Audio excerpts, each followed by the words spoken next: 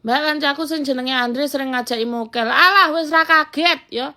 Ra kaget karo sing jenenge Andre ya ancen koyo ngene iki lho kelakuane. Ancen koyo ngene iki. Wong jenenge dosa ki mbok yo golek dhewe gak usah ngejak-ngejak kancane Andre matane. Kok yo puanggah ae lho. Sing spesies jenenge Andre iki mesti ngene iki. Yo sahur ngerini bu kondisi kok ngene iki. Ra keri piye jam 5 ki lho sik sahur kuwi jenenge sahur apa? Matane ora merem wae ngono, ha. Yo kadang ki yo merem ngono ki jam 6, tangi jam 5. Jam 6 isuk iki sik lekas merem, jam 5 sore sik tas melek. Sopo poso sing gak kuat lek aturane koyo ngono? Cuk matane, ha.